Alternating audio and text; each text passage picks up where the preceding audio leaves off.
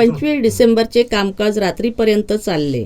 दुसऱ्या दिवशीच्या कार्यक्रमाची रूपरेषा ठरविण्यासाठी बाबासाहेबांसोबत परिषद कमिटीची बैठक भरली.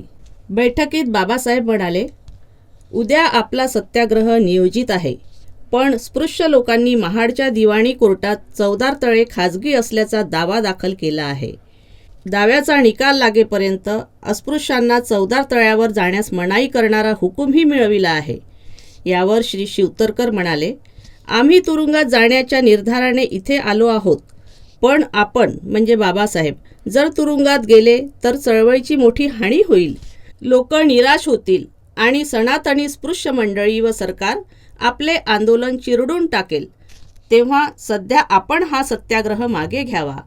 यावर काही कार्यकर्ते म्हणाले, कोणत्याही परिस्थितीत सत्याग्रह मागे होता कामा नये. दुसऱ्या दिवशी म्हणजे 26 डिसेंबर रोजी बाबासाहेबांनी सर्व परिस्थिती समजावून सांगितली. कलेक्टर हुड साहेब यांच्यासोबत झालेल्या चर्चेचा वृत्तांत सांगितला. अधिवेशन संपत असताना ब्राह्मणेतर पक्षातर्फे श्री केशवराव जेधे व श्री दिनकरराव जवळकर मुंबईवरून स्पेशल मोटारीने आले व सभामंडपात दाखल झाले. त्यांचे स्वागत करून बाबासाहेबांनी त्यांना सभेपुढे त्यांचे मनोगत मांडण्याची विनंती केली. जवळकर म्हणाले, मी व्यक्तिशः हा सत्याग्रह व्हावा या मताचा आहे, पण ब्राह्मणेतर पक्षाचे मत आहे की फिर्यादींचा निकाल लागेपर्यंत सत्याग्रह तहकूब करावा. सरकारला विरोध करणे हे अस्पृश्यांच्या हिताचे नाही. ठरल्याप्रमाणे सायंकाळी 5 वाजता पुन्हा सभा सुरू झाली. कलेक्टर श्री हुड हे DSP श्री कॅरंट पोलिसांना सोबत घेऊन सभास्थळी पोहोचले. बाबासाहेबांनी त्यांचे स्वागत केले व त्यांना बोलण्याची विनंती केली. श्री हुड यांनी मराठीमध्ये भाषण दिले. त्यांनी सांगितले की स्पृश्य हिंदूंनी कोर्टात दावा केला आहे की हे तळे खाजगी आहे. अस्पृश्य सत्याग्रहींनी तिथे जाण्यास मनाई असल्याचा हुकूम त्यांनी कोर्टाकडून मिळविला आहे. तेव्हा आपण कृपया कोर्टाच्या मनाई हुकुमाची अवहेलना करू नका. कोर्टाचा निकाल लागेपर्यंत कृपया तळ्यावर जाऊ नका. कायद्याप्रमाणे वागा. पहिल्या परिषदेच्या वेळी 20 मार्च 1927ला तुमच्या विरुद्ध स्पृश्य लोकांनी कायदा मोडला होता. त्यांना शिक्षा झाली. ते तुरुंगात आहेत. इथे महाडला अस्पृश्य व स्पृश्य असे 2 तट पडले आहेत. सरकार अस्पृश्य लोकांच्या बाजूने आहे. जर तुम्ही सरकारचा अवमान केला तर विपरीत परिणाम होईल. तेव्हा कोर्टाचा निकाल लागेपर्यंत 14 तळ्यावर जाऊन सत्याग्रह करू नका. सबुरीने घ्या. सबुरीने घेतल्यास तुम्हाला यश मिळेल. परिषदेच्या नियामक मंडळाची बैठक उशिरा रात्रीपर्यंत चालली. सर्व वक्त्यांनी आपले मत मांडले. खूप रात्र झाली तेव्हा भाऊराव गायकवाड यांनी बाबासाहेबांना त्यांचे मत मांडण्याची विनंती केली. तेव्हा बाबासाहेब म्हणाले, मी सत्याग्रहाचा पुरस्कर्ता आहे, पण सध्याच्या परिस्थितीचा विचार करून माझे मत असे आहे की सत्याग्रह स्थगित करावा. आपल्याला एकीकडे स्पृश्य समाज आणि दुसरीकडे सरकार या दोन्ही आघाड्यावर लढता येणार नाही. आपण या सत्याग्रहाचे स्वरूप बदलवू. आपण सर्व सत्याग्रहींची प्रचंड मिरवणूक काढून 14 तळ्याला वेढा घालून नंतर सबंध बाजारपेठेतून सभास्थळी परत येऊ. यासाठी कलेक्टर साहेब परवानगी देतील अशी मला खात्री आहे. हा ठराव उद्या सकाळी परिषदेपुढे मांडण्यात येईल असं बाबासाहेब म्हणाले. शेवटी माझा क्रॉस मलाच व्हायला हवा असंही ते भारी अंतकरणाने म्हणाले. 27 डिसेंबर 1927 रोजी सकाळी सत्याग्रह स्थगित झाल्याची बातमी फुटली. सकाळी 9 वाजता सभा सुरू झाली. तेव्हा रात्रीच्या बैठकीची माहिती देत बाबासाहेबांनी स्वतः सत्याग्रह स्थगित केल्याचा ठराव परिषदेपुढे वाचून दाखविला. स्पृश्य हिंदूंनी दिवाणी कोर्टाचा तात्पुरता मनाई हुकूम अस्पृश्य वर्गाविरुद्ध मिळविल्यामुळे आता सरकारविरुद्ध सत्याग्रह असा प्रसंग आणला आहे. तेव्हा कलेक्टर साहेबांचे कालचे भाषण व सहानुभूती लक्षात घेता ही परिषद दिवाणी दाव्याचा निकाल होईपर्यंत सत्याग्रह स्थगित करीत आहे. हा ठराव मांडल्यावर बाबासाहेबांनी सविस्तर भाषण केले. त्यांनी संपूर्ण परिस्थिती समजावून सांगितली आणि हे तळे काबीज केल्याशिवाय आपण राहणार नाही, स्वस्थ बसणार नाही असा निर्धार त्यांनी व्यक्त केला. बाबासाहेबांच्या या भाषणाने सत्याग्रही लोक निराश झाले खरे, पण आपला नेता सांगत आहे तेव्हा सत्याग्रह तहकुबीच्या निर्णयावर सर्वांनी सहमती दिली. सकाळी 10 वाजता श्री शिवतरकर यांनी घोषित केले की आता आपण सर्वजण मिरवणुकीने प्रथम चवदार तळ्यावर जाऊ, शिस्तीने व 4-4च्या रांगेत जाऊ. आंदोलन स्थगित झाल्याची सूचना कलेक्टर श्री हुड साहेबांना देण्यात आली. मिरवणुकीची परवानगी त्यांनी आनंदाने दिली. मिरवणुकीची व्यवस्था आणि बंदोबस्त पाहण्यासाठी हुड साहेब स्वतः तळ्यावर हजर होते. मिरवणुकीत बाबासाहेब व त्यांचे निवडक सहकारी पुढच्या भागी होते. त्यांच्या मागे समता सैनिक दलाचे 50 शिलेदार गणवेशात मोठ्या ऐटीत चालत होते. हजारोंच्या संख्येने महिला व पुरुष सत्याग्रहींनी चवदार तळ्याला संपूर्णपणे वेढा घातला. यावेळी पंचम जॉर्ज की जय, महाड सत्याग्रह की जय, महात्मा गांधी की जय, आगरकर की जय, लोकहितवादी की जय, एकनाथ महाराज की जय, डॉक्टर आंबेडकर की जय, शिवाजी महाराज की जय अशा घोषणा देण्यात येत होत्या. मिरवणूक सभा मंडपात परत आल्यावर बाबासाहेबांचे मार्गदर्शनपर भाषण झाले. श्री अनंतराव चित्रे यांच्या नेतृत्वाखाली गावातील 5-6 कायस्थ प्रभू भगिनींनी ब्राह्मण स्त्रिया ज्याप्रमाणे लुगडी नेसतात त्याप्रमाणे लुगडी नेसण्याची शिकवण्याचा कार्यक्रम पार पडला.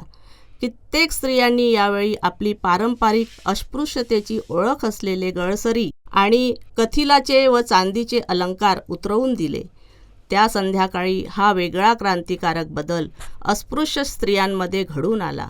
परिषदेचा समारोप करण्याआधी एक सभा बाबासाहेबांनी शेजारच्या चांभारवाड्यात घेतली. कारण अस्पृश्यता निवारण्याच्या या चळवळीत 2-4 चांभार गृहस्थ सोडले तर बाकी चांभार समाज सामील झाला नव्हता. ही बाब लक्षात घेऊन श्री शिवतरकर साहेब, जे स्वतः चांभार जातीचे होते, त्यांनी ही सभा घडवून आणली. श्री पा. राजभोज यांनी यावेळी चांभार समाजाला सहकार्याचे आवाहन केले. ही सभा आटोपल्यानंतर बाबासाहेब पुन्हा परिषदस्थळी परत आले. चवदार तळ्याच्या न्यायालयीन तपशिलाबाबत थोडं जाणून घेऊया. महाडचे चवदार तळे चौधरी नावाच्या इसमाचे म्हणजेच खाजगी मालकीचे असून अस्पृश्याने स्पर्श केल्यावर स्पृश्यांच्या धार्मिक भावनांवर अत्याचार होतो. या कारणांमुळे अस्पृश्यांना चवदार तळ्यातून पाणी घेण्यास बंदी लावण्यात यावी. या केसचा अंतिम निर्णय लागेपर्यंत अस्पृश्यांना तळ्यातून पाणी घेण्यास बंदी करण्यात यावी. डॉक्टर आंबेडकरांनी या खटल्यावर आपले मत मांडताना सर्व मुद्दे खोडून काढले. या खटल्याचा निर्णय जून 1929ला लागला. निकालानुसार चवदार तळे अस्पृश्यांकरिता खुले करण्यात आले. सवर्ण मंडळी या निकालाविरुद्ध वरच्या न्यायालयात गेली. न्यायालयाने सुद्धा जून 1931ला निकाल दिला व चवदार तळे सार्वजनिक आहे असे ठरविण्यात आले. पुन्हा सवर्णांनी ठाण्याच्या जिल्हा न्यायालयात अपील केली. या न्यायालयाचा निकाल जानेवारी 1933ला आला व तो निकालसुद्धा सवर्णांच्या विरोधात गेला. पुढे ही सवर्ण मंडळी मुंबई उच्च न्यायालयात गेली. उच्च न्यायालयात हा खटला 4 वर्ष चालला. शेवटी मार्च 1937मध्ये उच्च न्यायालयाने सवर्णांची याचिका फेटाळून लावली. सवर्ण मंडळी हे सिद्ध करू शकले नाही की चवदार तळे कुणाच्या खाजगी मालकीचे आहे. उच्च न्यायालयाने स्पष्ट केले की अस्पृश्यांना तळ्यातून पाणी भरण्याचा अधिकार नाही असे म्हणणे 100% बेकायदेशीर आहे. महाड संग्रामामुळे झालेल्या जागृतीने अस्पृश्यांमध्ये मुक्तीच्या नवीन चेतनेचा संचार झाला. स्वाभिमानाने जगण्याची भावना निर्माण झाली. एकंदरीत हा संग्राम जागतिक पातळीवर अतुलनीय ठरला. हा संग्राम सामाजिक गुलामीच्या विरुद्ध होता. ह्या संग्रामात सहभागी झालेल्या सर्व लोकांच्या सामूहिक प्रयत्नांमुळे ही क्रांती घडली. या संग्रामामध्ये कायस्थ जातीच्या लोकांनी डॉक्टर आंबेडकरांना जी साथ दिली त्यावर बोलताना नानासाहेब टिप्पणीस म्हणतात की महाराष्ट्रातील कोकण व मावळ भागातील कायस्थ लोक इतरांच्या तुलनेत महार जातीला जवळचे समजत होते. शेती व्यवसायात या दोन्ही जाती एकमेकास मदत करीत असल्यामुळे या 2 जातींमध्ये जिव्हाळ्याचे संबंध होते. कायस्थ हे क्षत्रिय वर्णाचे होते. महाड सत्याग्रहात कायस्थांनी मोलाची भूमिका बजावली होती. महारांनी तळे बाटवले असा प्रचार केल्यानंतर महाड गावात 10 नवीन विहिरी खोदण्यात आल्या. कॉम्रेड रामचंद्र मोरे यांनी महाडच्या दोन्ही परिषदांमध्ये सक्रिय संघटक म्हणून भूमिका निभावली. सुभेदार विश्राम सवादकर हे लष्करी अधिकारी असूनही डॉक्टर आंबेडकरांच्या प्रेरणेने ते समाजकार्यात खेचल्या गेलेत. महाडच्या दोन्ही परिषदेसाठी निधी जमविण्यात त्यांचा सिंहाचा वाटा होता. डॉक्टर आंबेडकरांना महाडला आणण्यात जे प्रमुख लोक होते त्यात विश्राम सवादकरांची महत्त्वपूर्ण भूमिका होती.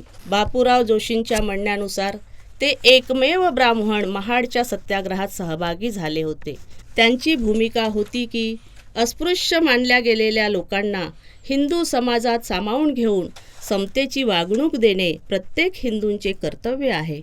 तळे बाटल्यानंतर बापूराव जोशींनी बाटलेल्या तळ्यात आंघोळ केली, ज्यामुळे इतर ब्राह्मणांनी त्यांच्या भूमिकेवर बहिष्कार टाकला. महाड सत्याग्रहावेळी झालेल्या मारामारीचे साक्षीदार होते मराठा समाजाचे लक्ष्मणरावजी जाधव. त्यांनी अस्पृश्यांच्या बाजूने कोर्टात साक्ष दिली होती. अशा प्रकारे समाजात समता स्थापित करण्यासाठी बाबासाहेबांसोबत परिवर्तनवादी शिकलेली मंडळी सोबत होती. महाडच्या या मुक्तीसंग्रामात त्यांनी मोलाची भूमिका बजावली. 99 वर्षाआधी महाडचे चवदार तळे मुक्तीसंग्रामाची भूमी ठरली. या सत्याग्रहामुळे भेटीबंदी, रोटीबंदीच्या अस्पृश्यांच्या पायातील शृंखला तुटून पडल्या. डॉक्टर आंबेडकरांनी स्वतंत्र भारताला दिलेल्या संविधानामुळे दलित समाजाला सामाजिक, आर्थिक, शैक्षणिक उन्नतीची दारे उघडी झाली. महाडच्या या सत्याग्रहामुळे संपूर्ण भारतातील अनुयायांना महाडचे आकर्षण आहे. या क्रांतीने डॉक्टर आंबेडकरांच्या सामाजिक आणि राजकीय जीवनाला सुरुवात झाली. दलित समाजाच्या समता संघर्षाचा उगम येथे झाला. महाडच्या चवदार तळ्याला, महाडच्या परिसरातील मनुस्मृती दहनभूमीला यामुळे एक आगळे वेगळे महत्त्व प्राप्त झाले आहे. या क्रांती संग्रामामुळे महाडमध्ये सामाजिक समता, बंधुता स्थापित झाली आहे. याच महाडच्या नगरपालिकेने डॉक्टर आंबेडकरांचा 2 वेळा मानपत्र देऊन सत्कार केला. पहिला सत्कार 19 मार्च 1940 रोजी महाडच्या चवदार तळ्याचा खटला जिंकल्याबद्दल आणि दुसरा सत्कार 11 नोव्हेंबर 1942 रोजी ते व्हॉइसरॉयच्या एक्झिक्युटिव्ह काउन्सिलमध्ये सामील झाले त्याच्याबद्दल. या दोन्ही वेळी श्री विष्णू नरहर खोडके हे महाड नगरपालिकेचे अध्यक्ष होते. 1937ला चवदार तळे कायद्याने सर्वांसाठी खुले केले. आता चवदार तळे अस्पृश्यांच्या स्पर्शाने बाटत नाही. काळ पुढे चालला होता. बाबासाहेबांची उंची सर्व मान्य झाली होती. स्वतंत्र भारताची राज्यघटना तयार करण्यासाठी त्यांना घटना समितीवर निवडून देण्यात आले होते. पुढे त्यांना केंद्रीय मंत्रिमंडळात देखील कायदेमंत्रीपद मिळाले. एका महाराचा मुलगा या भारताचा संविधान निर्माता झाला, हे सारे काही अफाट होते. संपूर्ण आयुष्य जीवनाची मेणबत्ती करून अविश्रांत श्रम करणाऱ्या या महामानवाला वयाच्या 64व्या वर्षी 6 डिसेंबर 1956 रोजी महानिर्वाण प्राप्त झाले. दलितांचा ज्ञानदीप मालवला. काही वर्षानंतर डॉक्टर आंबेडकरांचे स्मारक कॉलेजच्या रूपाने उभारण्याचा निर्णय महाडकरांनी घेतला.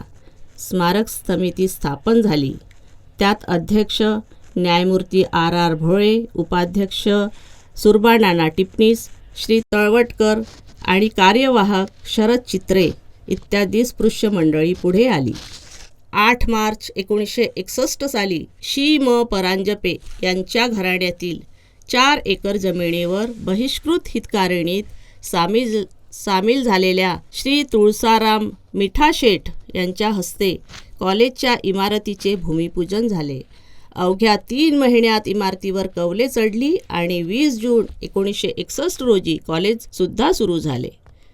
ज्या जिद्दीने महाडकरांनी हे काम पूर्ण केले त्यामागे बाबासाहेबांची प्रेरणा आणि त्यांच्याविषयीचा वाटणारा आत्मभाव होता. त्यानंतर 1921 साली रावसाहेब कर्णिकांच्या बंगल्यात वसतिगृह सुरू झाले. 1962 साली मुलींच्या वसतिगृहासाठी श्री वासुदेवराव ओक यांनी आपली जागा भाड्याने दिली. त्यांच्या वहिनी श्रीमती इंदिराबाई ओक या मुलींच्या वसतिगृहाच्या वॉर्डनसारख्या काम करायला लागल्या. या वसतिगृहामध्ये ब्राह्मण, कायस्थ, बौद्ध, महार, मातंग अशा विविध जातीतील मुली एकत्र राहू लागल्या. 1927 सालच्या या समता संग्रहानंतर काही वर्षातच महाडच्या स्पृश्य समाजातील मान्यवरांनी जी सामाजिक समतेची, बंधुत्वाची जाणीव संपूर्ण महाराष्ट्राला करून दिली, याला क्रांती म्हणायची नाही तर काय म्हणायचे. 1927च्या या समता संग्रामामुळे महाडचे चवदार तळे समाजक्रांतीचे बीज ठरले. भारतीय समाज स्वातंत्र्य, समता, बंधुता या तत्वांवर उभा असावा हे बाबासाहेबांचे स्वप्न होते. 14 ऑक्टोबर 1956 रोजी याच तत्वांची पूर्तता करण्यासाठी त्यांनी आपल्या लाखो अनुयायांसोबत नागपूरला बौद्ध धम्माची दीक्षा घेतली. हे एक धम्मचक्र प्रवर्तनच होते. परंतु महाडचा हा महासंग्राम या धम्मचक्र प्रवर्तनाचा आरंभ बिंदू ठरला आहे. येत्या 20 मार्च 2027ला महाडच्या मुक्तीसंग्रामाला 100 वर्ष पूर्ण होणार आहेत.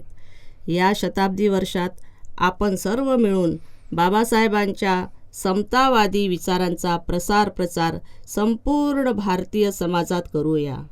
जय भीम.